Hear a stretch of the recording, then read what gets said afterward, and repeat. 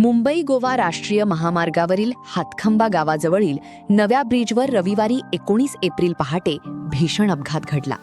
भरधाव वेगातील ट्रकने समोरील वाहनांना जोरदार धडक दिल्यानंतर नियंत्रण सुटून थेट 15 फूट खाली विहिरीत कोसळून अपघात घडला. या अपघातात ट्रक चालकाचा मृत्यू झाला तर तिघेजण गंभीर जखमी झाले असून काहींना किरकोळ दुखापत झालीये. मिळालेल्या माहितीनुसार ट्रक MH06 BD 2555 लोखंडी साहित्य घेऊन पालीहून रत्नागिरीकडे जात होता. पहाटे सुमारे 4:45 वाजण्याच्या सुमारास हातखंबा ब्रिजवर आल्यावर चालकाचा वाहनावरील ताबा सुटला.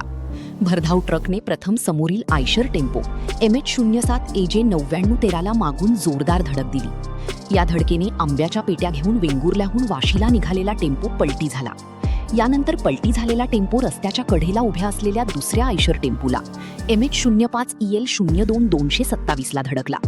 दरम्यान अनियंत्रित झालेल्या ट्रकने समोरून येणाऱ्या इर्टिका कार MH46 CR 9123 ला देखील उजव्या बाजूने धडक दिली. अपघाताची तीव्रता इतकी होती की अपघातग्रस्त ट्रक थेट ब्रिजच्या खाली सुमारे 15 फूट खोल विहिरीत कोसळला. मात्र चालकाचा काहीच ठावठिकाणा लागत नसल्याने घटनास्थळी तर्कवितर्क काढले जात होते. अखेर क्रेनच्या सहाय्याने अपघातग्रस्त ट्रक बाहेर काढल्यानंतर चालकाचा मृतदेह आढळून आला. सळ्यांच्या तीव्र धडकेत आणि केबिनच्या चुराड्यात चालकाचा जागीच मृत्यू झाल्याचे बोलले जात आहे. दुर्घटनेचे स्वरूप किती भयावह होते याचे अंगावर शहारे आणणारे चित्र उघड झाले आहे. विशाल गोकुळ माने, वय 25, राहा धाराशिव असे मृत ट्रक चालकाचे नाव आहे. दरम्यान ट्रकमधील क्लीनर योगेश गौतम माळी, वय 32, राहा धाराशिव तसेच महामार्गावरील कामगार राजू कुमार, वय 19, राहा उत्तर प्रदेश हेही जखमी झाले आहेत. आयशर टेम्पो चालक इक्बाल याकूब खान, वय 42, राहा झाराप सिंधुदुर्ग आणि इर्टिका चालक विशाल विजय पाटील, वय 38, राहा रायगड यांना किरकोळ दुखापत झालीय. सर्व जखमींना तत्काळ जगद्गुरू नरेंद्र महाराज अँब्युलन्सच्या माध्यमातून रत्नागिरी जिल्हा शासकीय रुग्णालयात दाखल करण्यात आले आहे. हा अपघात घडल्यानंतर घटनास्थळी हातखंबा महामार्ग पोलीस मदत केंद्राचे अधिकारी तसेच रत्नागिरी ग्रामीण पोलीस तात्काळ दाखल झाले असून पुढील तपास सुरू आहे. दरम्यान या अपघातामुळे काही काळ मुंबई गोवा महामार्गावरील वाहतूक विस्कळीत झाली होती.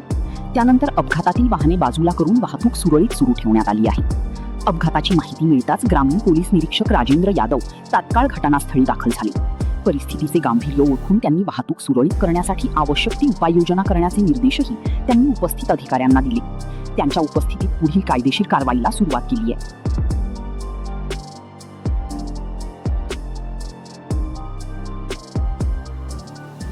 अशाच नवनवीन घडामोडी पाहण्यासाठी 24 न्यूज चॅनलला आत्ताच सबस्क्राईब करा, शेअर करा आणि बेल आयकॉनला प्रेस करायला विसरू नका. आणि हो, तुमची प्रतिक्रिया देखील कॉमेंट बॉक्समध्ये नोंदवा.